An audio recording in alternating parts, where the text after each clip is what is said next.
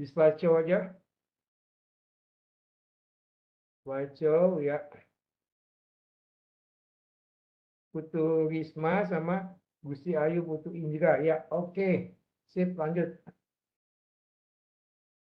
Baik, mohon izin memulai ya, Prof. Ya, silakan.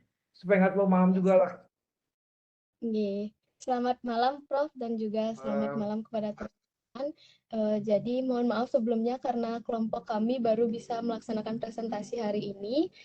Jadi sebenarnya kami dari kelompok 2 akan mempresentasikan tugas yang telah kami kerjakan, di mana kami mendapat kesempatan untuk menjelaskan mengenai mekanisme kerusakan oleh radikal bebas terhadap organel seluler. Untuk mempersingkat waktu, saya persilakan untuk Kak Indira menjelaskan terlebih dahulu. Baik, terima kasih atas waktunya. Selamat malam, Prof. Di sini Malam. akan mulai presentasi. Yang pertama, mungkin sedikit pendahuluan apa itu radikal bebas. Jadi radikal bebas adalah molekul yang memiliki satu atau lebih elektron yang tidak berpasangan dan merupakan molekul intermediate yang berperan penting dalam proses alami tubuh. Nah, di mana radikal bebas ini bersifat sangat tidak stabil sehingga mudah bereaksi dengan senyawa lain. Molekul ini berusaha menangkap elektron dari molekul lain untuk mencapai kestabilan sehingga bila tidak terkontrol terjadi interaksi berantai yang pada akhirnya dapat mengakibatkan kerusakan sel.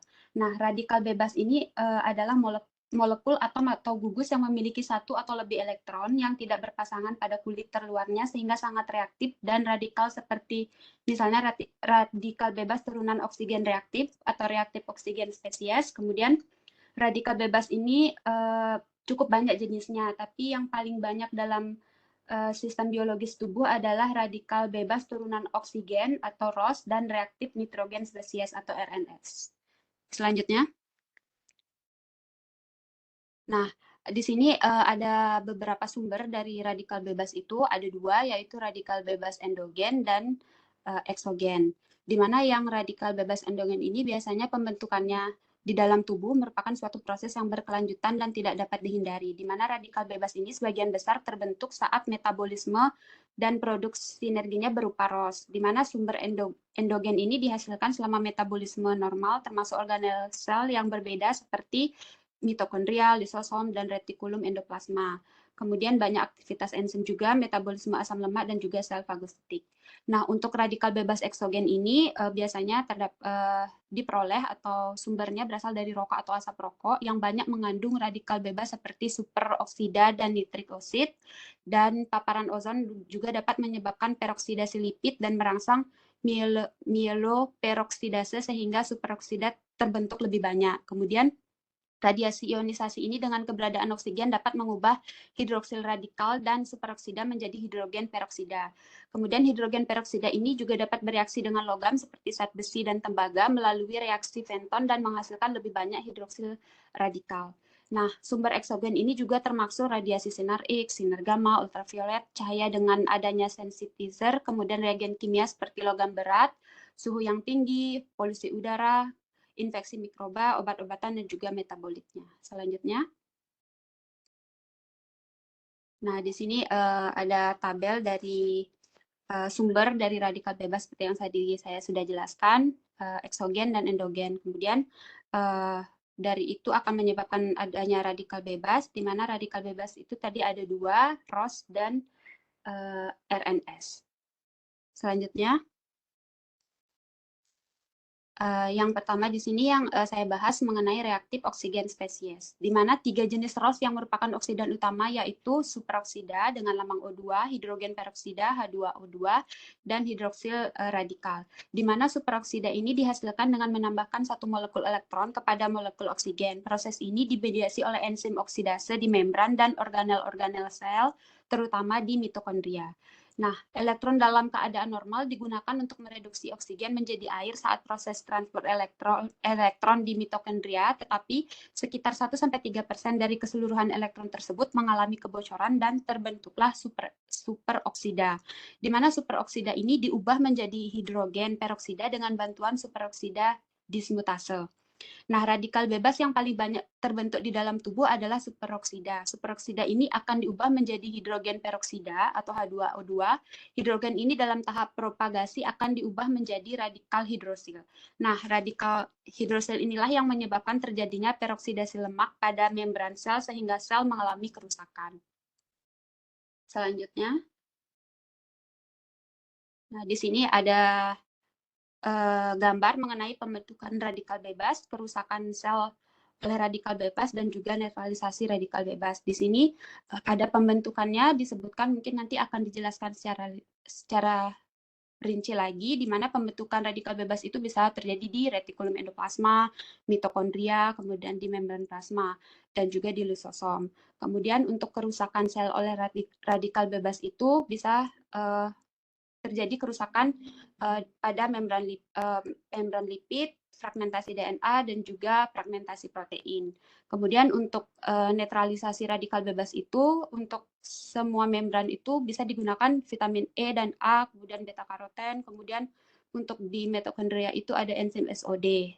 Nah, untuk lebih lanjutnya nanti akan dijelaskan pada slide berikutnya. Selanjutnya.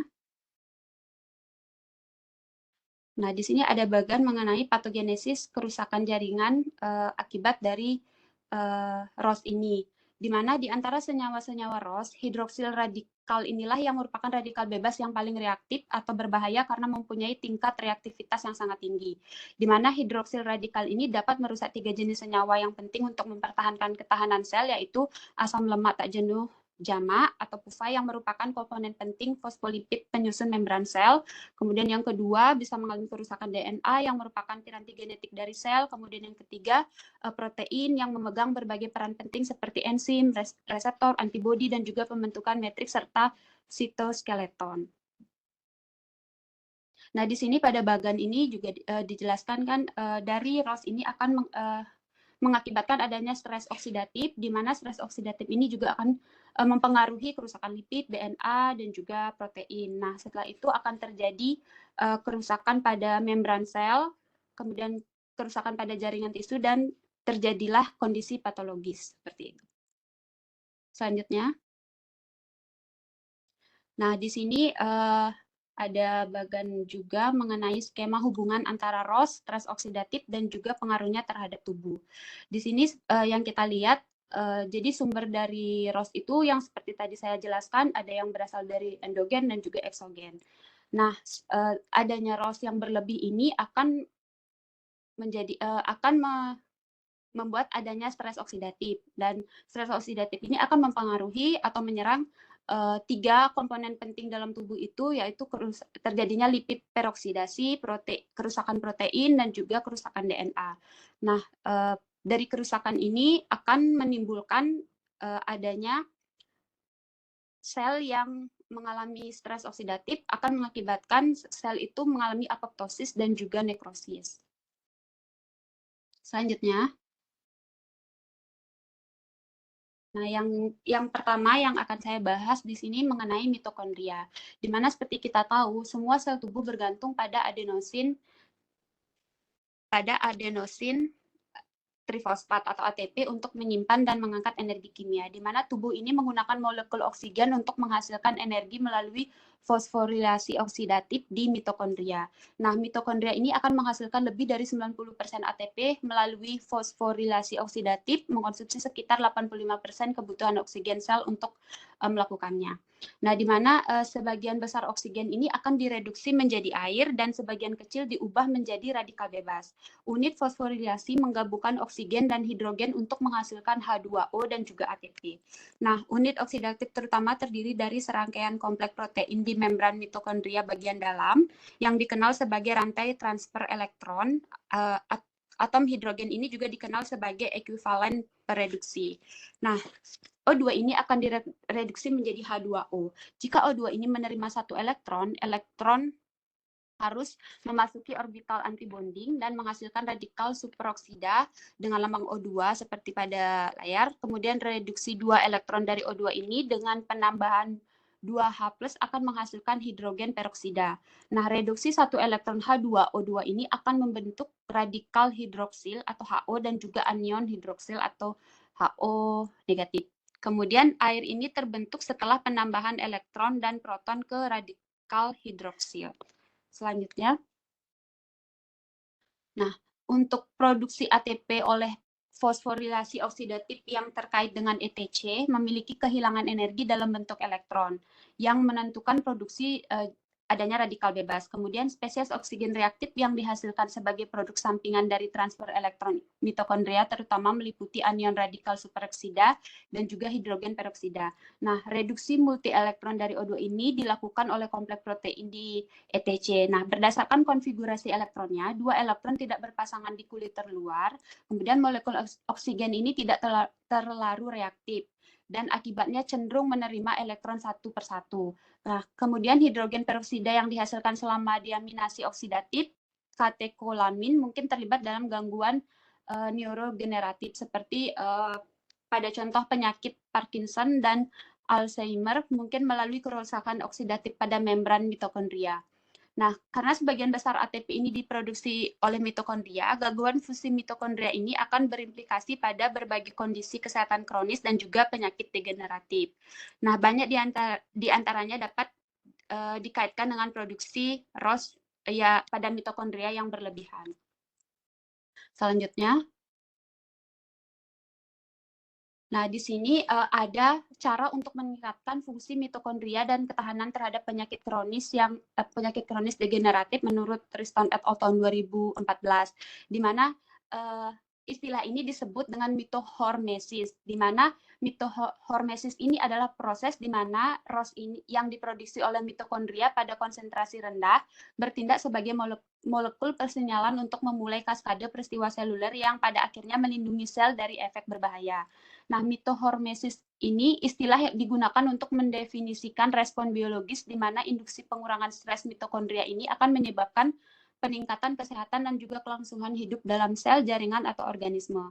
Respon stres mitokondria yang dikaitkan oleh stimulus yang berpotensi merusak memerlukan dialog terkoordinasi dengan inti sel yang dikenal sebagai komunikasi mitonukleer. Nah, interaksi ini disebabkan oleh respon hormetik dalam mitokondria bergantung pada sinyal yang paling relevan yaitu ROS, metabolit mitokondria, sinyal proteotoksik, respon stres mitokondria sitosol, dan juga pelepasan mitokin. Selanjutnya, nah untuk kerusakan selanjutnya itu bisa radikal bebas ini juga dapat mengakibatkan kerusakan pada DNA, di mana ketika ada ketidakseimbangan antara produksi radikal bebas, ROS atau RNS, dan pertahanan antioksidan, yang pertama akan diproduksi dalam konsentrasi yang lebih tinggi, yang menyebabkan stres oksidatif dan juga stres nitrosatif, menurut Rock tahun 2002. Nah, ROS adalah sumber utama kerusakan DNA, menyebabkan pemutusan untai, penghilangan nukleotida, dan juga berbagai modifikasi basa organik nukleotida yang dapat menyebabkan perubahan atau kerusakan permanen pada DNA dengan potensi efek merugikan bagi sel. Nah, ROS ini molekul yang tidak berpasangan, oleh karena itu sangat tidak stabil dan sangat reaktif. ROS ini hanya dapat bertahan dalam hitungan milisecond, 10⁻⁹ sampai 10⁻12 sebelum bereaksi dengan molekul lain untuk menstabilkan dirinya. Nah, ROS yang terpenting yang tadi sudah saya jelaskan yaitu hidroksil radikal dengan lambang OH ini bereaksi dengan semua komponen DNA seperti basa purin, pirimidin, tulang punggung gula deoksiribosa, dan menyebabkan sejumlah pergantian termasuk pemutusan untai tunggal dan ganda pada DNA. Nah, untuk serangan pirimidin oleh hidroksil ini akan menghasilkan adisi pirimidin yang berbeda seperti timin glikol, urasil glikol, 5-hidroksidioksiuridin, kemudian 5-hidroksidioksitidin, dan juga hindantoin. Nah, adisi purin yang dibentuk oleh radikal hidroksil ini meliputi 8-hidroksideoksiguanosin, kemudian 8-hidroksidioksiadenosin ini 8-hidroksidioksiguanosin ini dianggap sebagai biomarker kerusakan DNA oksidatif yang terlibat dalam mutagenesis, karsinogenesis, dan juga penuaan. Selanjutnya ada kerusakan pada RNA. Next slide.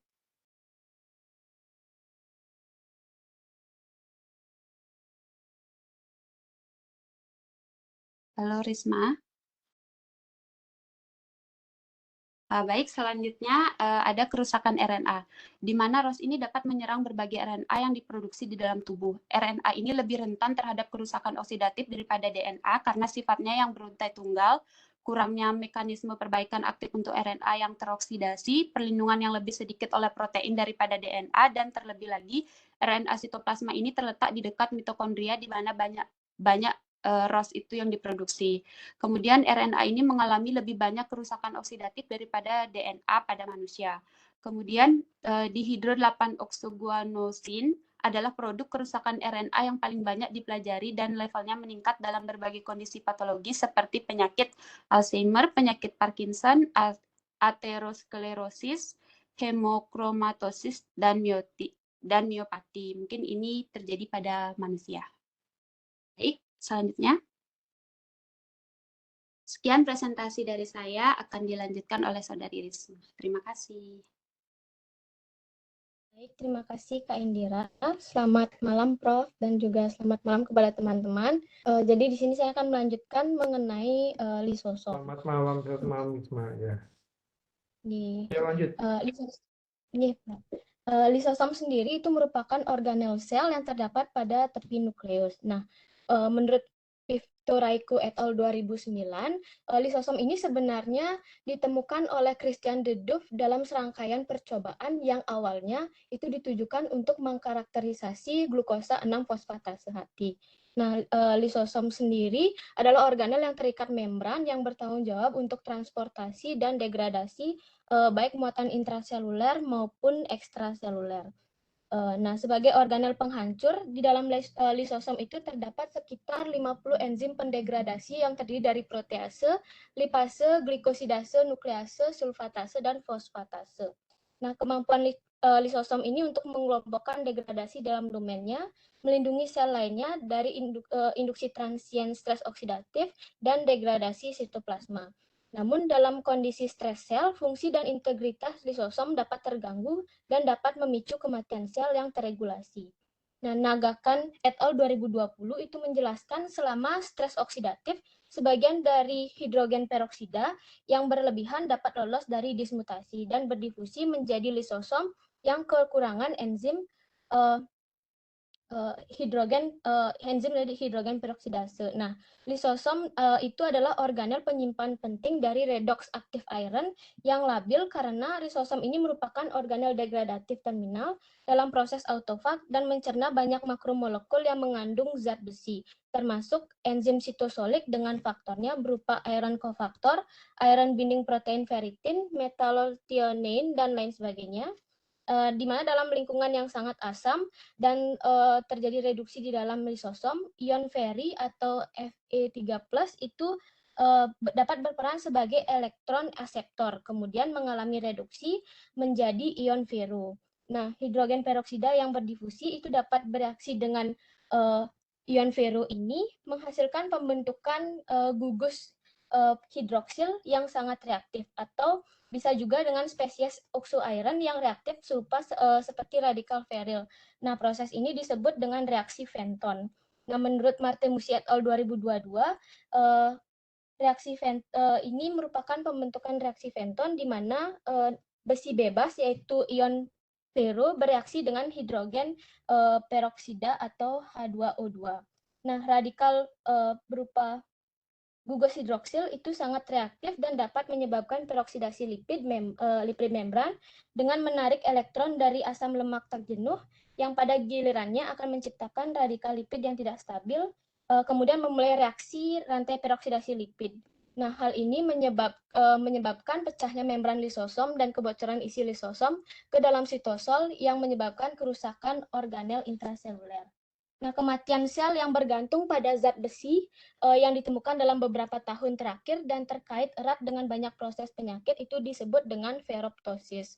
Nah, ini merupakan salah satu gambar di mana saya ambil dari Nagakan et al. 2020 yang menjelaskan mengenai berbagai faktor yang dapat menyebabkan pecahnya membran lisosom. Salah satunya ada akibat dari radikal bebas seperti yang saya lingkari pada gambar.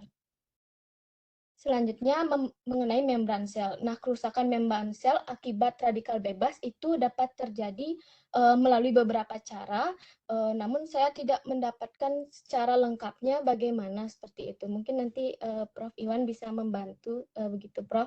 Di mana kerusakan membran sel ini ada 3. Itu yang pertama, akibat terjadinya ikatan kovalen antara radikal bebas dengan komponen membran, sehingga terjadi perubahan struktur fungsi reseptor. Kemudian bisa juga karena oksidasi gugus tiol pada komponen membran oleh radikal bebas, menyebabkan proses transport membran menjadi terganggu. Kemudian bisa juga reaksi yang mengandung membran lipid peroksidasi dari PUFA, atau polyunsaturated fatty acid atau asam lemak tak jenuh. Nah, pada reaksi yang ketiga ini, jadi peroksidasi lipid ini merupakan inisiasi reaksi berantai oleh radikal hidrogen atau oksigen yang menyebabkan teroksidasinya PUFA ini. Nah, lebih lanjut, PUFA lebih rentan terhadap radikal bebas jika dibandingkan dengan asam lemak tak jenuh yang biasa. Kalau PUFA itu kan polyunsaturated, jadi dia asam lemak tak jenuh yang ganda seperti itu. Jembatan metilen yang dimiliki PUFA itu merupakan sasaran utama bagi radikal bebas yang akan membentuk radikal alkil atau peroksil dan alkalosil. Nah, radikal peroksil itu memulai reaksi berantai dengan mengubah asam lemak tak jenuh menjadi hidroperoksida lipid. Kemudian hidroperoksida lipid itu nantinya yang sangat tidak stabil dan mudah terurai itu akan menyebabkan adanya produk sekunder di mana ada aldehida itu dan juga malondialdehid. Nah, peroksidasi lipid itu mengganggu integritas membran sel dan nantinya menyebabkan penataan ulang struktur membran. Zagari 2020 juga menjelaskan bahwa kelebihan radikal bebas itu dapat menyebabkan kerusakan pada bagian sel, salah satunya membran sel melalui proses yang disebut berupa kerusakan oksidatif. Kemudian untuk bahasan yang terakhir mengenai retikulum endoplasma. Nah, retikulum endoplasma sendiri merupakan organel yang mengandung protein pendamping atau protein chaperone dan enzim yang terlibat dalam pelipatan protein. Nah, menurut Ong dan Legu 2023 menjelaskan pelipatan protein itu merupakan proses yang rumit sehingga hanya protein yang terlipat dengan benar yang dimodifikasi di aparatus Golgi kemudian ditranslokasikan ke tempat yang dituju. Nah, gangguan dalam homeostasis redox dari retikulum endoplasma itu mengganggu kondisi yang diperlukan untuk mendukung pembentukan ikatan disulfida sehingga berdampak negatif pada pelipatan protein. Nah, hal ini dapat menyebabkan penumpukan lipatan protein yang salah, di mana disebut dalam rumen retikulum endoplasma yang disebut dengan stres retikulum endoplasma. Nah, untuk menanggulangi hal tersebut, pastinya sel akan memicu aktivasi yang disebut dengan unfolded protein response atau disebut dengan UPR. Nah, UPR itu sebenarnya istilah untuk serangkaian proses penyelesaian dinamis yang kompleks untuk stres dari retikulum endoplasma tadi. Nah, mengingat bahwa pelipatan protein itu dipengaruhi oleh keadaan redox, itu tidak mengherankan jika stres dari retikulum endoplasma dan stres oksidatif itu merupakan dua peristiwa yang terkait erat, di mana bisa dalam satu tahap itu, dalam satu kondisi, maksud saya, stres dari retikulum endoplasma itu juga dapat terjadi berbarengan dengan peningkatan kadar dari ROS yang berbarengan selama timbulnya stres. Nah, Gross et al. 2006 itu menjelaskan bahwa rantai transport elektron dari retikulum endoplasma itu merupakan sumber dari ROS terbesar kedua. Nah, selain itu, di sisi lain, komponen dari UPR nantinya itu juga berkontribusi langsung terhadap stres oksidatif. Misalkan faktor transkripsi dari CHOP. CHOP ini merupakan enhancer binding protein homologous protein, dapat mengikat yang namanya ERO1 atau endoplasmic reticulum oksidoreduktase. Nah, selanjutnya ini memberikan potensi reduksi pada oksigen menjadi hidrogen peroksida selama terjadinya pelipatan oksidatif. Nah, peningkatan stres dari peningkatan stres oksidatif maupun stres retikulum endoplasma ini selanjutnya akan menyebabkan terjadinya berbagai gangguan. Nah, mulai dari peradangan hingga juga dilaporkan berperan pada beberapa jurnal yang saya baca itu bisa menyebabkan beberapa penyakit seperti kardiovaskuler, ada juga yang mengaitkan dengan Parkinson disease seperti itu. Baik, sekian presentasi dari kami. Mohon maaf apabila ada kekurangan, saya kembalikan ke Prof. Iwan. Terima kasih. Baik, terima kasih. Presentasinya menarik. Ya, coba Anda jawab tuh apa yang saya tulis di chat. Sebagian sudah jawab, mungkin ada pendapat lain. Esensi terbentuknya dari radikal bebas itu apa sih?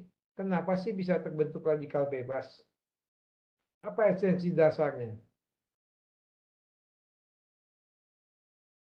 Ada yang bisa jawab nggak? Apa esensi dasar dari terbentuk radikal bebas? Mohon izin menjawab, Prof. Ya, ya, Mungkin silakan.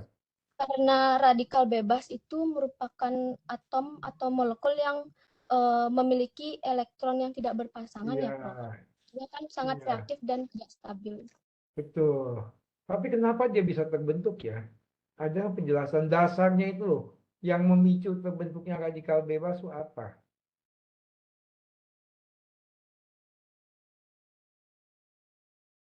Mungkin yang lain bisa jawab, dari Islam mungkin bisa bantu jawab.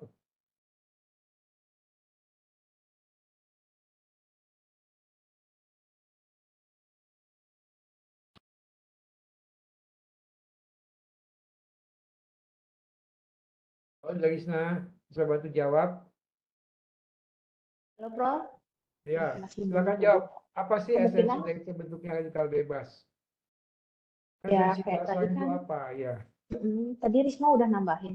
Nah, sekarang penyebabnya itu kan bisa jadi kayak tadi Prof membahas apa itu reaksi Fenton. Itu salah satu ya, juga kenapa bisa terbentuknya radikal bebas. ya, ya. Ada lagi tuh yang lain, pendapat lain? Radikal bebas itu dia terbentuk akibat ketidaksempurnaan. Ketidaksempurnaan. Apa suara saya cukup jelas? Halo? Apa suara saya cukup jelas? Ya, Prof. dia terbentuk akibat ketidaksempurnaan dalam proses metabolisme. Pada manusia, umur-umur kalian itu proses metabolismenya masih lebih sempurna dibanding dengan orang yang seumur saya. Pada hewan juga sama. Hewan muda, proses metabolismenya masih lebih sempurna dibanding hewan yang dewasa atau tua. Makanya radikal bebas ini pada hewan tua atau manusia yang sudah tua, dia sifatnya destruktif. Ya, kalau nggak jaga makanan, dia destruktif. Ya, itu esensinya. Ketidaksempurnaan, ketidaktuntasan dalam proses metabolisme seperti rantai transport elektron, proses glikolisis, itu. Ya, siklus Krebs juga termasuk. Ya, oke, reaksi Fenton ya, proses oksidasi lanjutan. Tapi reaksi Fenton bisa juga terjadi in vitro. Ya, untuk pengelolaan air limbah, oke. Ya. Nah, ini sekarang yang ini. Apa kaitan retikulum endoplasma dengan pembentukan radikal bebas? Coba ada yang saya jelaskan. Kaitan retikulum endoplasma dengan pembentukan radikal bebas.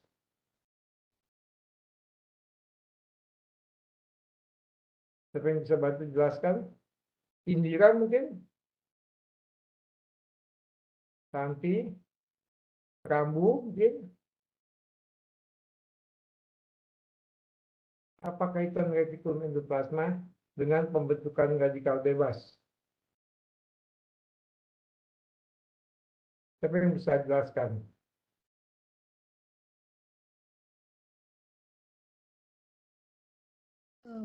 Saya mencoba jawab. Ya, nggak apa-apa, nggak apa-apa. Silakan. Kalau yang saya baca, saya cuma mendapatkan bahwa kalau di rantai di rantai transport elektron dari retikulum endoplasma itu ber ROS yang terbesar kedua begitu, Bro. Betul, ya betul. Betul Isma, tapi kok rantai transport elektron bisa juga terbentuk di mana? Di retikulum endoplasma ya? Penjelasannya bagaimana tuh? Sama nggak dengan rantai transport elektron yang terbentuk di mitokondria? Sama nggak? Rantai transport elektron yang terbentuk di retikulum endoplasma dibanding rantai transport elektron yang terbentuk di mitokondria. Sama nggak?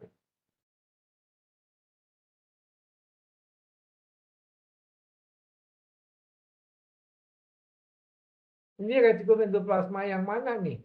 Yang terkait dengan radikal bebas. Ada berapa macam retikulum endoplasma? Ini kamu bisa jawab. Ada berapa macam retikulum endoplasma?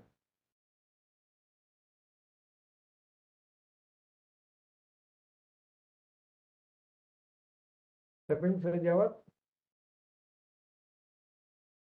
Dari Islam mungkin bisa jawab.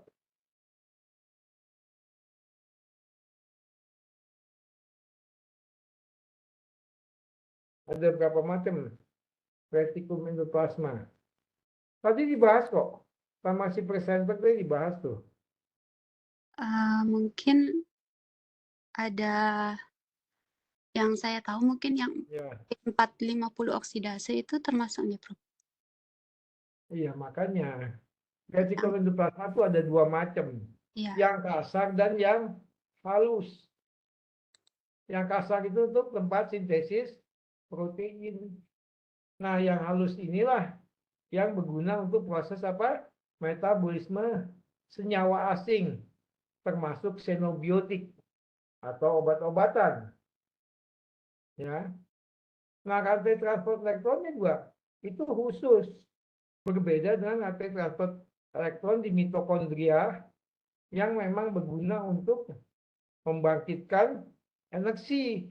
Itu di retikulum endoplasma yang halus itu rantai transport elektronnya untuk apa?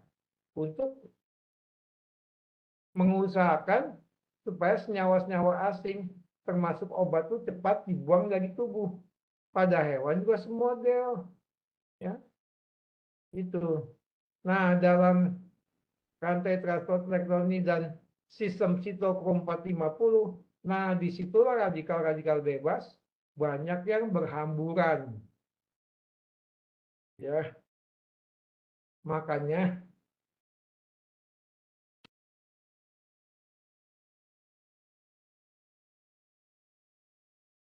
jangan sampai kebiasaan makan obat. Hati-hati. Jangan sampai kebiasaan makan obat. Nggak bisa tidur dikit, makan obat tidur. Jangan ya, karena itu berbahaya. Juga makan herbal-herbal yang nggak jelas. Dengan alasan pengen singset. Itu cobalah. Jangan ya. Singset itu ubah pola makan aja. Lebih banyak makan daging, lebih banyak makan buah-buahan. Gitu. Ya. Ini kaitannya apa? Ini dengan retikulum endoplasma yang halus. Di mana itu terjadi segudang reaksi-reaksi untuk proses menetralkan obat-obatan atau senyawa asing. Ya. Anda makan banyak sayuran juga, itu senyawa asingnya banyak loh. Ada makan kangkung, makan kelor, makan apa lagi. Itu di sayur-sayuran begitu banyak senyawa asing. Ya. Apalagi sayur-sayuran yang nggak jelas. Makanya kalau memilih sayuran, pilih yang high quality, yang kualitasnya baik, ya. Itu.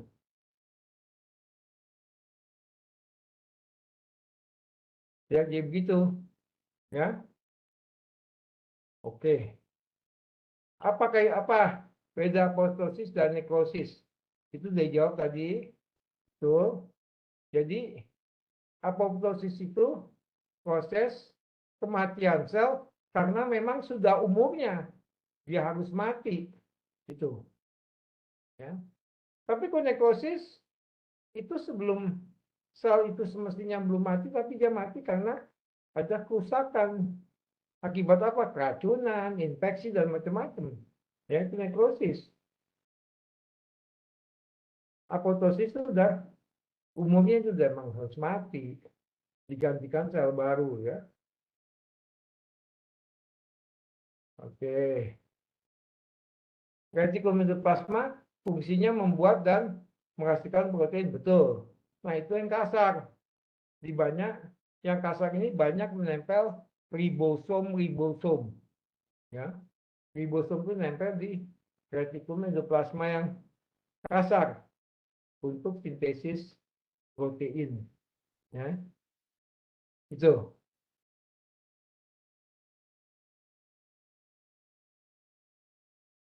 Ya, jadi ya retikulum yang mana yang terkait dengan sintesis protein?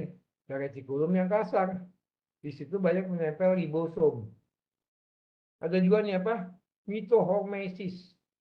Pada hewan tua apa resikonya? Kalau terjadi mitohormesis. Ada yang paham?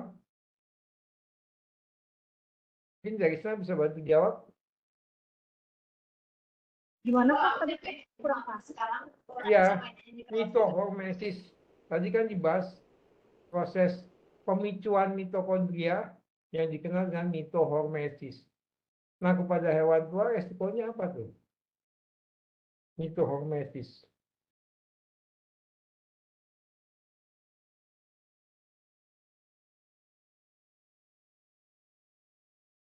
Ada yang paham?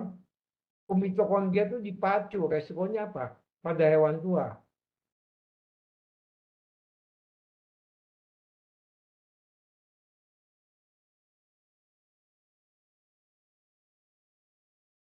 Ada yang bisa jawab? Ya, silakan Risma, Indira. Mungkin akan terlibat dalam gangguan neurodegeneratif, Prof. Iya, jadi mitokondria pada hewan tua dipacu, maka mitokondrianya akan cepat mati. Mitokondria mati, sel juga otomatis akan mati. Ya. Tuh. Apa fungsi lisosom? Dan kenapa di lisosom juga bisa bermunculan radikal bebas? Apa fungsi lisosom? Ada yang paham? Kita kembali ke biologi sel.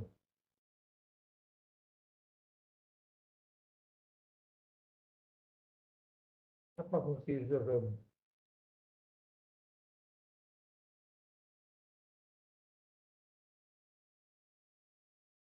Dari sana bisa bantu fungsi lisosom? Mungkin ngambung bisa bantu. Bisa buka Google, silakan. Nah, kenapa lisosom bisa bermunculan radikal bebas?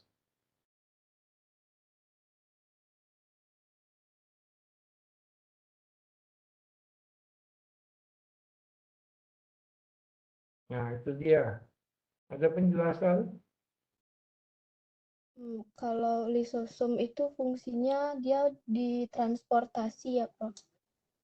Transportasi intrasel, masukkan makromolekul atau ke dalam sel juga bisa seperti itu, Prof. Nah, Terus apa tuh? Ada lisosom, ada lagi fagosom. Apa tuh bedanya?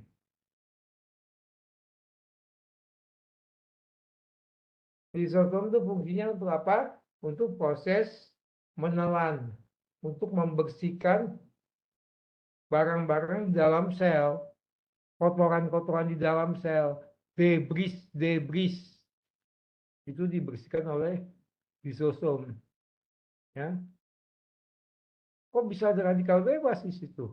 Iya. Jadi karena fungsinya pembersih, otomatis juga kalau selnya banyak menghasilkan kotoran, proses pembersihan juga menjadi cepat. Belum lagi kalau dia menelan mikroba. Nah, itu juga ya usaha dia untuk mementung mikroba supaya mikroba itu mati. Baru dicerna. Itu juga adalah proses-proses yang terkait dengan radikal bebas. Ya. Tuh, ya.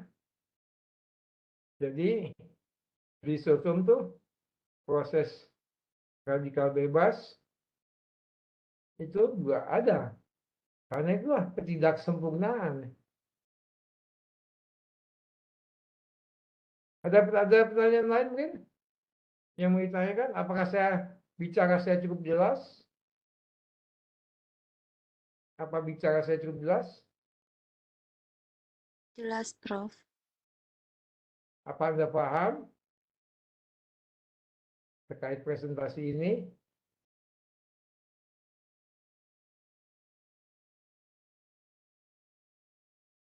Ada lagi yang mau ditanyakan?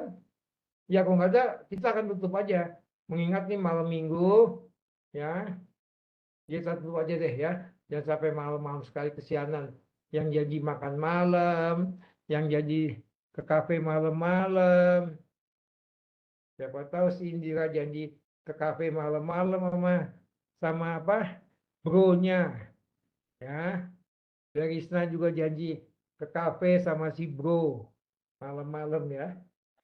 Soalnya anakku punya pacar dipanggilnya si bro katanya. Aku punya istilah anakku aja. Dia punya pacar dipanggil si bro.